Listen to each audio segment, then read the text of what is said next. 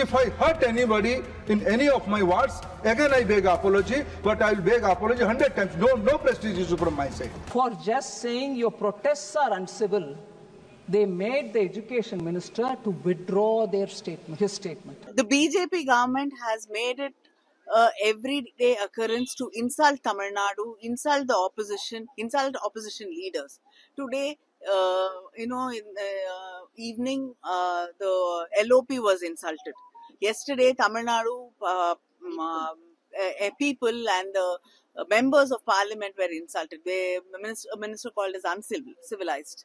And today, again, the finance minister, in her reply, she's dedicated one entire portion of her reply just for Tamil Nadu and to insult Tamil Nadu and our chief minister. Tamil Nadu is one of the well-performing states, but she just wants to continue insulting us and saying that every scheme they have brought, I mean, it's not like charity. The union government is not giving us charity. எங்க பள்ளி கல்வித்துறை சார்பாக நாங்கள் ஒரு committee அமைச்சிருக்கிறோம். எங்களுடைய கருத்து மும்மொழி கொள்கையை எதிர்ப்பது. எங்களால் மும்மொழி கொள்கையை ஏற்றுக்கொள்ள முடியாது. இப்ப அவர்கள் இந்த கமிட்டி என்ன சொல்கிறதோ அந்த சஜஷன் படி நாங்க இந்த பரிசீலனை எடுக்கிறோம். கையெழுத்து இடுவதா இட முடியாதாங்கிறது அவங்க சொல்றபடி தான் நடக்கும். இதுதான் முக்கியமானது. நீங்க புதுசா ஒன்றை கொண்டாடுறீங்க, இது நல்லதுன்னு சொல்றீங்க, நாங்கள் பரிசீலிக்கிறோம். இது நல்லதா இருக்கிற பட்சத்தில் நாங்கள் ஏற்றுக்கொள்வதற்கு தயாராக இருக்கோம். நல்லதாக இருக்கிற பட்சத்தில் அது கண்டிஷன்ஸ் அப்படி பரிசீலனை பண்ணி இல்ல இது நமக்கு உகந்தது அல்ல அப்படின்னு சொல்லி நாட் ஓகே அப்படின்னு டெஸ்ட் QC ரிஜெக்ட் பண்ணிடுச்சு.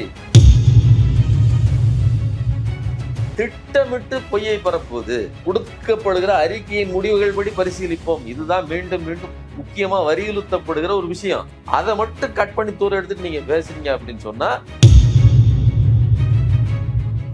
தன்னை வளர்த்துக் கொள்வதற்கு ஆங்கிலத்தையும் உணர்வாக தமிழையும் படிச்சுட்டு இருக்காங்க. இதுக்கு மத்தியில செம்மொழி இருக்க மும்மொழி எதற்குங்கிற கேள்வியை நாங்க கேட்கிறோம்.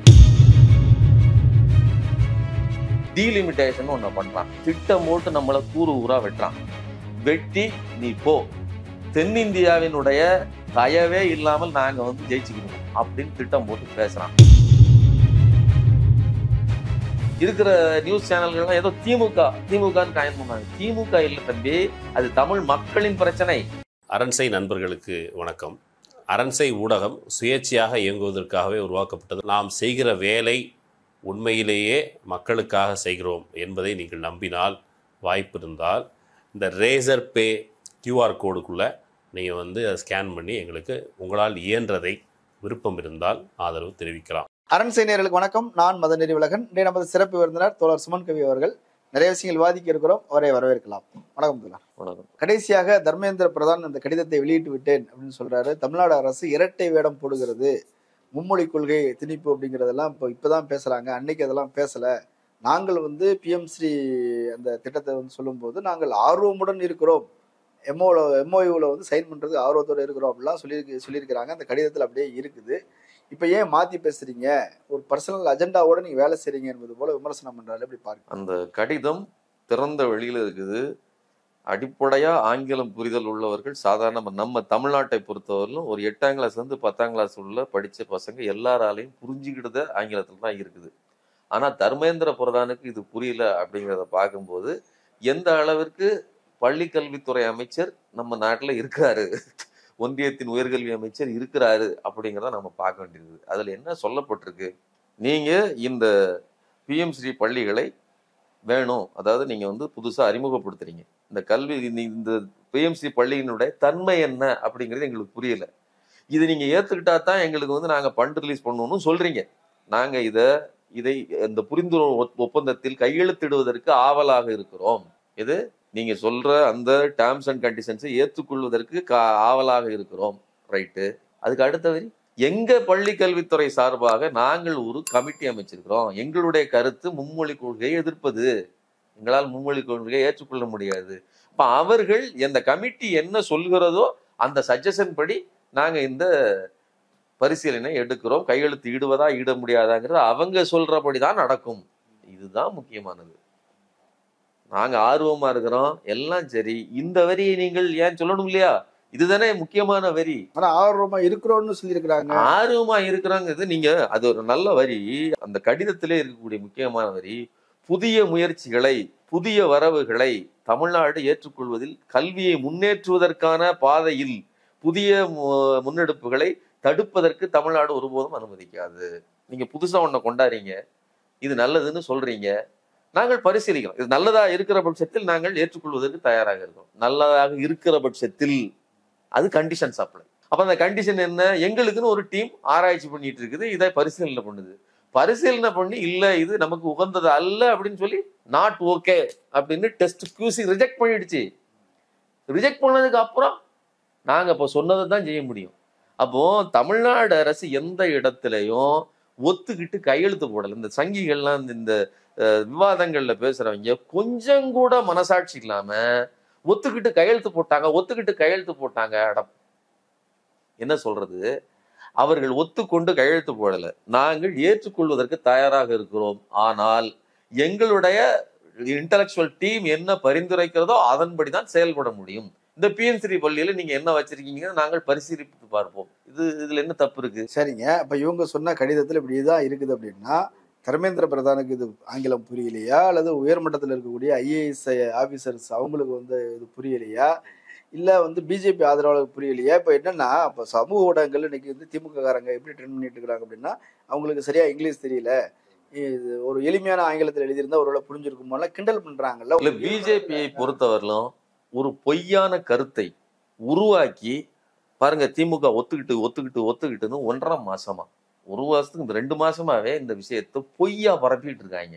திமுக அப்படி ஒத்துக்கல அப்படிங்கிற செய்தியே இன்னைக்கு நமக்கு ஓப்பனா கடிதங்கள் வெளியில வரப்போய் தான் நாம இதை பேசவே வேண்டியிருக்குது.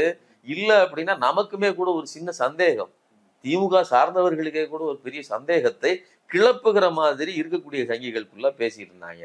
ஆனா அப்ப என்ன அப்படின்னா, திட்டமிட்டு பொய்யை பரப்புவது. நீங்க ஒத்துக்கிட்டு அப்போ அவர்களுக்கு இந்த ஆங்கிலம் தெரியாதுனோ, அல்லது ஒருவேளை அந்த மந்திரிக்கு தெரியாமல் இருக்கலாம், அல்லது வேற யாருக்கும் தெரியாமல் இருக்கலாம். கீழே இருக்கக்கூடிய இன்டலெக்சுவல், அவர்களுக்கு கீழே வேலை செய்யறவங்களுக்கு தெரியாதா என்ன? எல்லோருக்கும் தெரியும். அப்போ தெரியாதுலாம் கிடையாது. திட்டமிட்டு இதை மறைக்கிறோம் நாம நீங்க ஒத்துக்கிட்டீங்க அப்படின்னு சொல்லியே. இன்னொன்னு, அந்த கடிதத்தில் முக்கியமா சொல்ல வந்திருக்குது என்னன்னா, இந்த 2023-24க்கான பணத்தை முதல்ல ரிலீஸ் பண்ணுங்க. நீங்க 2024-25 இதை பற்றி பரிசீலனை பண்ணுவோம். அது ஒத்துக்கிட்டதா அர்த்தமா? பரிசீலிப்போம். கொடுக்கப்படுகிற அறிக்கையின் முடிவுகள் படி பரிசீலிப்போம். இதுதான் மீண்டும் மீண்டும் முக்கியமா வலியுறுத்தப்படுகிற ஒரு விஷயம். அதை மட்டும் கட் பண்ணி தூர எடுத்துட்டு நீங்க பேசுறீங்க அப்படின்னு சொன்னா, உங்களுக்கு இதை பொய்யா காரணம் காட்டிட்டு நீங்க ஒத்துக்கிட்டீங்க. நீங்க நல்லா கவனிங்க, இதை காட்டிக்கிட்டு வெளி மாநிலங்கள்ல தமிழ்நாடு ஒத்துக்கிட்டு அப்படின்னு சொல்லிவர்களால் இல்ல, நாடாளுமன்றத்துல விவாதமே அப்படித்தானே போயிட்டு இருக்குது. இப்ப ஒண்ணும் இல்லைங்க, இப்போ சமர சிக்ஷா அபியான் இந்த திட்டத்துக்கான நிதியை தான் இவங்க கேட்டுக்கிட்டு இருக்கிறாங்க. அவங்க PMC ஏத்துக்கிட்டா தான் அந்த நிதியை தருவேன்னு சொல்றாங்க. அப்போ நிபந்தனை இருந்திருக்குதுன்னு தானே அர்த்தம். முதல்ல இது எந்த கான்ஸ்டிடியூஷனல், அன்கான்ஸ்டிடியூஷனல் அப்படின்னு ஒரு வார்த்தை சொல்றாருல்ல, இது என்ன கான்ஸ்டிடியூஷனல்? எந்த சட்டத்தின் அடிப்படையில் ஒரு சமர சிக்ஷா அபியான்ங்கிறது என்ன? பள்ளி கல்வித்துறைக்கு மக்களுக்கு, அதாவது எல்லோருக்கும் கல்வி, அதுதான் அதோட வரியினுடைய அர்த்தம். ஒருங்கிணைந்த பள்ளி கல்விக்கான பணத்தை ஒதுக்க வேண்டியது உங்களுடைய கடமை. எங்கள்ட்ட பணத்தை வாங்கிட்டு போறீங்க. நாங்க சாப்பிடுற சாதாரண உணவுகள்ல இருந்து, ஒரு தக்காளி வெங்காயத்துல இருந்து எல்லாத்துலயும் நீங்க GST அள்ளி கொண்டு போறீங்க. எங்க வீட்டு பிள்ளைகள் படிக்கிறதுக்கு நீங்க பணத்தை கொடுத்தாகணும். நீங்க நல்லா புரிஞ்சுக்கங்க. 2152 கோடி ரூபாய், 2152 கோடி ரூபாய் நீங்க நிறுத்தி வச்சிருக்கீங்க. கிட்டத்தட்ட 10,000 ஆசிரியர்களுக்கான, 15,000 ஆசிரியர்களுக்கான சம்பளம் 6-7 மாசத்துக்கு நீங்க அதை நிறுத்தி வச்சிட்டீங்கன்னா, அப்ப அத்தனை பள்ளிகளும் அங்க ஆசிரியர்களுக்கு வேலை இல்லாமல், பணம் இல்லாமல் தானே திண்டாடுது. எப்படி இவர்களை நிரந்தரமாக்க முடியும்? நீங்க நல்லா கவனிச்சுக்கங்க. கீழே இருக்கக்கூடிய இந்த நியமன ஆசிரியர்களை எல்லாம் நிரந்தரமாக்கணுங்கிற கோரிக்கை இருக்கு, போராட்டம் நடந்துட்டு இருக்கு. மேல பணம் தர மாட்டேங்கிறாங்க. இப்படி பணத்தை காட்டி மிரட்டுகிறாரு. நீங்க ஒரு பக்கம் பணம் அங்க வச்சுக்கிட்டு நீ இதுல கையெழுத்து போட்டு இங்க பணத்தை வாங்கி, இது எவ்வளவு பெரிய மிரட்டல்! இது எந்த சட்டத்தின் அடிப்படையில் நடக்கிறது? இது சட்டத்தின் ஆட்சியா?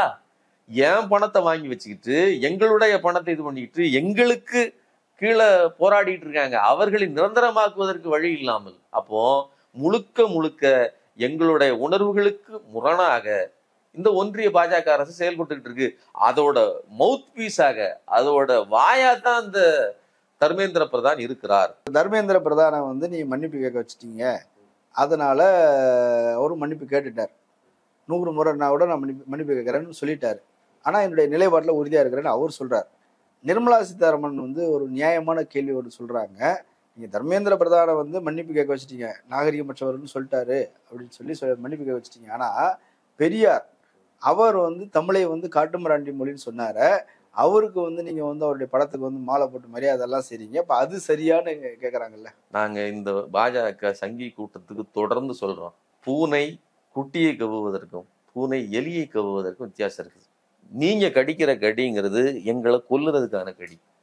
பெரியார் எங்களை கடித்தது என்பது எங்களை தட்டி கேட்டு எங்களை சரி பண்ணுவதற்கு, எங்களை அடுத்த கட்டத்துக்கு வளர்த்தெடுப்பதற்கு அவர் சொன்னது. இன்னொன்று முக்கியமானது, பெரியார் சொன்ன அந்த அந்த கட்டுரையிலேயே முக்கியமானது என்னன்னா, தமிழுக்காக நாங்கள் எங்கள் ஆட்சியையும் இழப்பதற்கு தயாராக இருக்கிறோம், எங்களுடைய தோளில் கிடக்கிற தொண்டுபல் அல்ல, எங்களுடைய மானத்தை மறைக்கிற ஆடையை போன்றதுன்னு சொல்லி கலைஞர் சொன்னதுக்கு, இல்லை அதுக்காகவெல்லாம் உங்களுக்கு ஆட்சியில் கொண்டு வந்து நான் உங்களை இருத்தல, மக்களின் நலன் முக்கியம், உங்க ஆட்சியை வைத்து நாங்கள் பல திட்டங்களை நிறைவேற்ற வேண்டியிருக்குது, நீங்க வெறுமனே தமிழ்னு இந்த ஆட்சியை இழந்து விடாதீர்கள், அதுக்கு அவ்வளவு முக்கியத்துவம் கொடுக்காதீங்கன்னு சொல்லி எழுதின அந்த கடிதத்தில் தான் ஆட்சி தமிழர்களுக்கான ஆட்சியா இருக்கணும், தமிழ் மக்களுக்கான ஆட்சியா இருக்கணும்னு இவங்க பெரியார் எழுதியிருக்கிறாரு. அந்த இடத்தில் சொல்லிய அந்த வார்த்தைய கலைஞரும் அதை தப்பா எடுத்துக்கல, தமிழர்களும் தப்பா எடுத்துக்கல. இங்க இருந்து எலெக்ஷன்னா என்னதுன்னே பார்க்காம, போட்டியிடுவதற்கு என்கிட்ட காசு இல்லைன்னு சொல்லி ஓப்பி அடிச்சுக்கிட்டு குறுக்கு வழியில ஆட்சி அதிகாரத்தை பிடிச்ச ஒரு ஊருகா மாமி சொல்லுவது என்பது எங்களுடைய உணர்வுக்கும் எங்களுடைய சிந்தனைக்கும் அப்பாற்பட்டது. பெரியாரை இந்த சங்கிகள் விமர்சிக்கிறது அப்படிங்கிறது வன்மமானது. இது இன்னொரு விஷயத்த நான் என்ன சொல்றேன்னா, இந்த அம்மாவுக்கு திராணி தெம்பு இருந்துச்சுன்னா மேடையை போட்டு அவர்களுடைய சொந்த ஊர்ல வந்து நின்று மேடை போட்டு பேச வேண்டியதானே.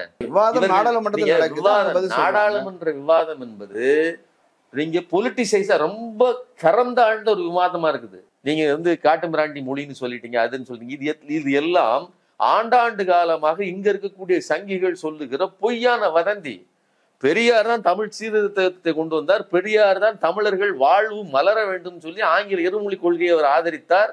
பெரியார் கொண்டு வந்த அந்த திமுகங்கிற அந்த அமைப்பு தான் இந்தியை தடுத்து நிறுத்தி இருக்கிறது.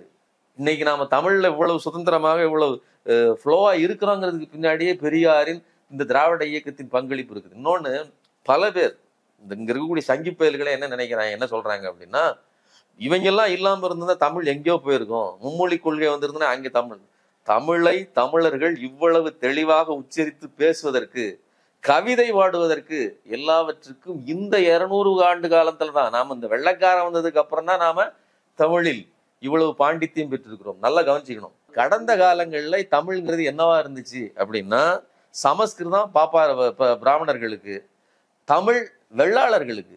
நீங்க இன்னைக்கும் பாருங்க, நீங்க 20ஆம் நூற்றாண்டின் தொடக்கம் 19ஆம் நூற்றாண்டு இறுதியிலாம் பல பேர் இந்த பிள்ளை முதலியார் டைட்டில் வச்சவங்க தான் MA B.Lit படிச்சவங்களா இருப்பாங்க. எல்லோரும் தமிழ் படிப்பது இன்னைக்கு வெக்கம் இல்லாம சொல்றாங்களே. தமிழ் வழி கல்வியிலிருந்து மாறி ஆங்கில வழி கல்விக்கு எல்லா மக்களும் போயிட்டாங்க. தமிழ்நாட்டுல அவ்வளவு அதிகமா மாறிடுச்சுன்னு தர்மேந்திர பிரதான் சொல்றாரு. ஆங்கில வழிக்கல்விக்கு தான் போயிருக்கமே தவிர, மீடியம் தான் இங்கிலீஷே தவிர பாடம் தமிழ்ல இருக்கா இல்லையா? ஏன் புள்ள தமிழ் படிக்குங்க, தமிழ்ல ஒவ்வொரு செய்யுள் எல்லாத்தையும் படிச்சு ஒப்பிக்கத்தானே செய்யறாங்க. அப்போ சாதாரண மக்கள்ல இருந்து எல்லோரும் தன்னை வளர்த்து கொள்வதற்கு ஆங்கிலத்தையும் உணர்வாக தமிழையும் படிச்சுட்டு இருக்காங்க. இதுக்கு மத்தியில செம்மொழி இருக்க மும்மொழி எதற்குங்கிற கேள்வியை நாங்க கேட்கிறோம். ஆங்கிலம் உலக அறிவுக்கு வெள்ளைக்காரன் வந்ததுக்கு அப்புறம் தான் எல்லா சாதிக்காரர்களும், வெள்ளாளர்கள் மட்டுமல்லாமல் எல்லா சாதிக்காரர்களும் தமிழ் கற்றுக்கொண்டார்கள். இன்னைக்கு தேவநாய பாவாணர்ல இருந்து பெரும் தமிழ் புலவர்கள் எல்லோரும் வந்தது, எல்லா சமூகத்திலிருந்து வந்தது எப்போ? கால்டுவெல். அதுக்கப்புறம் வெள்ளைக்காரர்கள் படிப்படியாக தமிழை உயர்த்தி கொண்டு வந்ததுக்கு அப்புறம் தான். இன்னைக்கும் தமிழின் பெருமை நாம பேசுவதெல்லாம் வெள்ளைக்காரர்கள் காட்டிய அடையாளங்கள் தான். அதுக்கு முன்னாடி நமக்கு இந்த பெருமையெல்லாம் தெரியாது. எந்த ராஜராஜ சோழன் மிகப்பெரிய மன்னன், அவர் காலத்துல முதல்ல திருக்குறளையே முக்கியமான பொருளா மதிக்கல. அவர் என்ன பள்ளிக்கூடம் தெருவுக்கு தமிழ் சொல்லி கொடுத்துட்டு இருந்தாரா?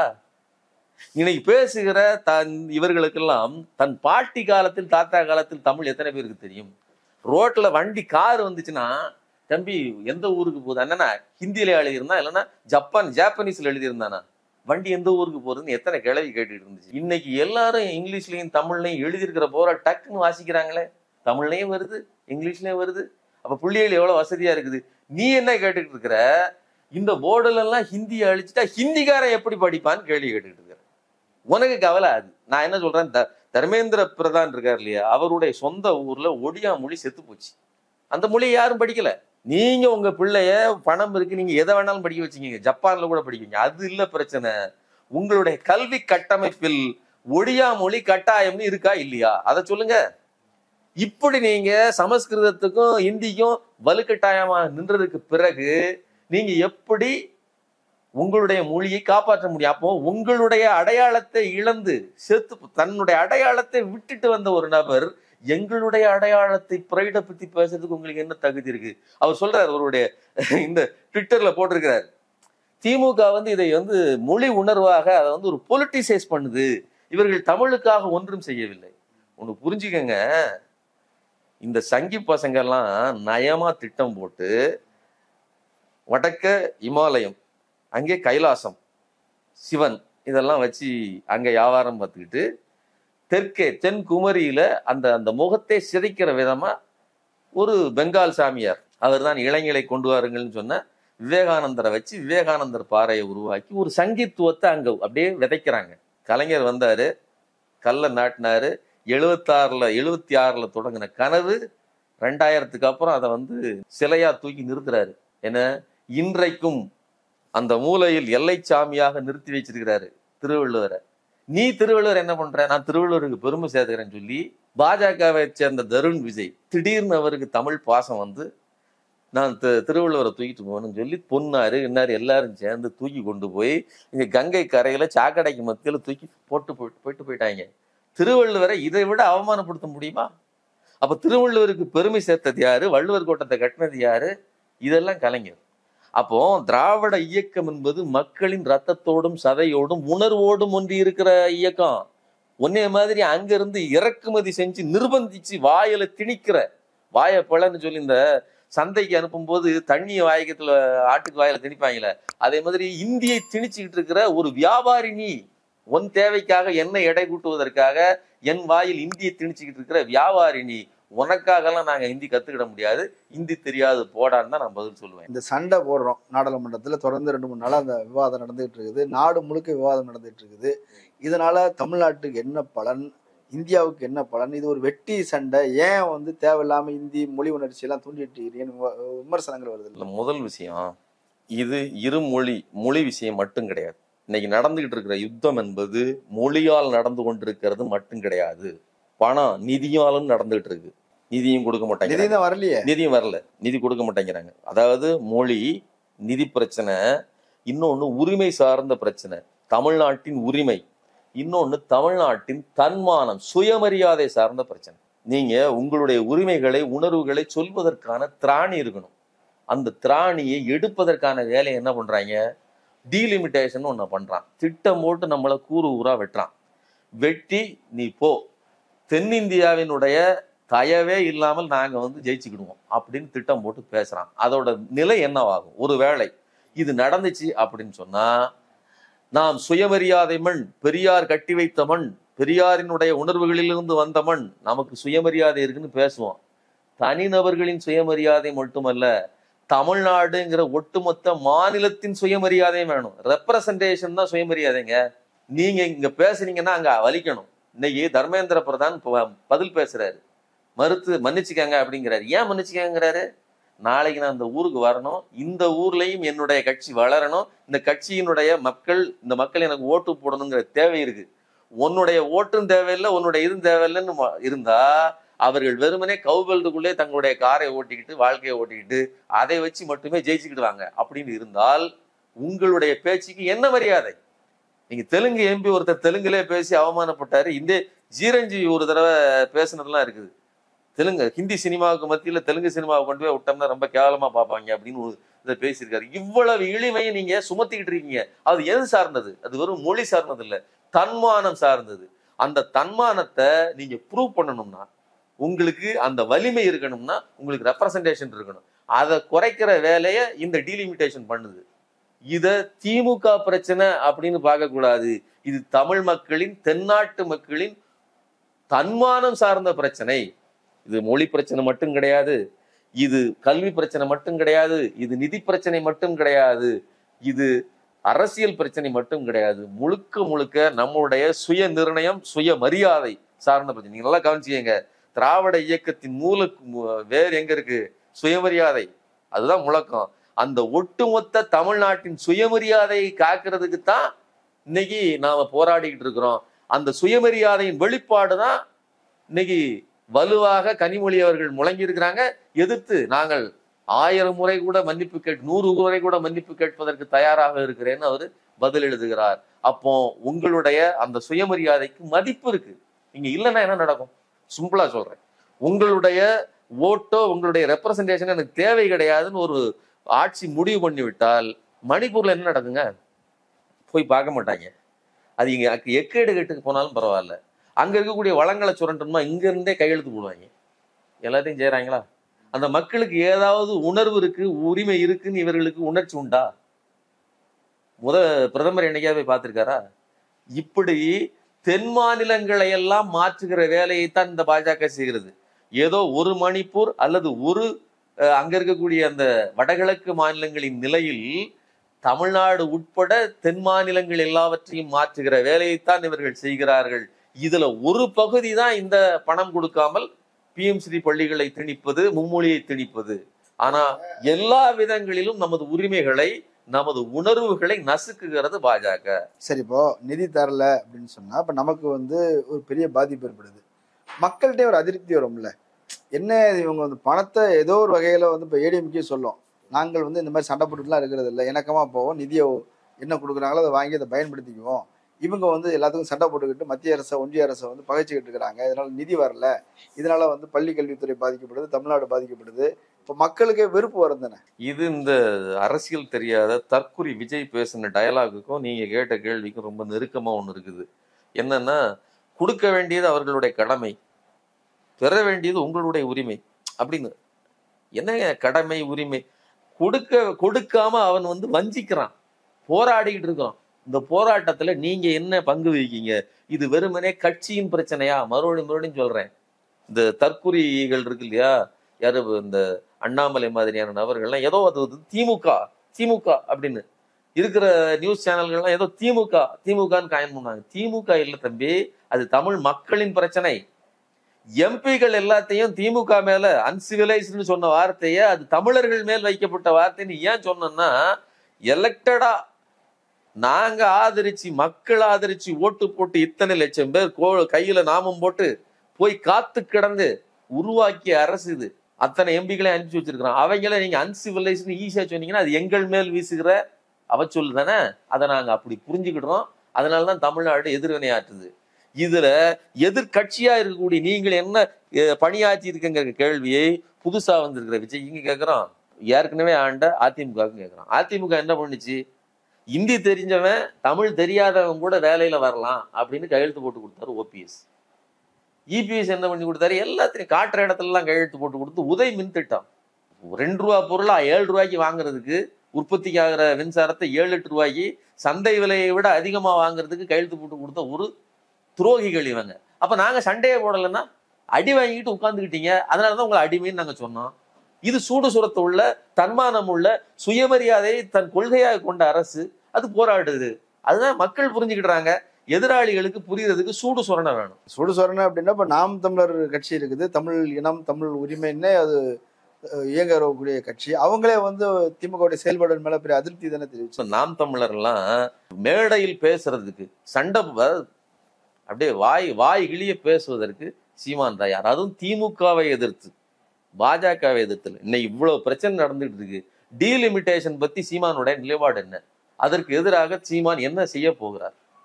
அவருக்கு ஒன்றும் பிரச்சனை இல்லை. ஏன் அப்படின்னா, ஆட்சிக்கோ அல்லது வெற்றியோ வரணுங்கிற நோக்கம் உடையவர்கள் அதை பேசலாம், அல்லது பாஜகவை நாங்கள் கொள்கை ரீதியாக எதிர்க்கிறோங்கிறவர்கள் பேசலாம். இன்னைக்கு சீமான் அதை ஆதரிக்கிறார். எடப்பாடி சொல்றது சரிதாங்க. எடப்பாடி சொல்றாரு, எல்லோரும் ஒரு அணியில் நின்று எடுத்துட்டால் தான் திமுக வீழ்த்த முடியும்னு எடப்பாடி சொல்றாரு. ஆமா, அண்ணன் சித்தப்பா சொல்றது சரிதான் இவர் பேசுறாரு. ரெண்டுக்கும் ஒத்து போதா? அப்புறம் அண்ணாமலை சொல்றாரு, ஒரு தனிநபருக்கு இடையில் இருக்கக்கூடிய பிரச்சனையை இவ்வளவு பெரிதாக நீங்கள் கொண்டு வரக்கூடாது, அது போலீஸ் தொடர்ந்து இப்படி விஜயலட்சுமி பிரச்சனையை வைத்து இவரை அழுத்துகிறது. நான் என்ன கேட்கிறேன், ஒரு மாசத்துக்கு முன்னாடி தான் பெண்களுக்கு பிரச்சனையாகி போச்சு, அண்ணா யூனிவர்சிட்டியில் நடந்த பிரச்சனைக்கு யார் அந்த சார்னு உணர்வு ரீதியா பொங்குனீங்க. இங்க பகிரங்கமா இருக்குது, ஒரு பொம்பளை 15-20 வருஷமா சண்டை ஓட்டுக்கிட்டு போராடிட்டு இருக்குது. பாதிக்கப்பட்ட பெண்ணுக்கு ஆதரவா நிற்பீங்களா, பாதிப்பை ஏற்படுத்தின நபருக்கு ஆதரவா இருப்பீங்களா? அப்போ இங்க சீமானை இவர் ஆதரிப்பதற்கும் சீமான் அவர்களை ஆதரிப்பதற்கும் மியூச்சுவலா ஒரு உடன்படிக்கை இருக்குது. இவர்கள் எல்லாம் ஒரே டீம்.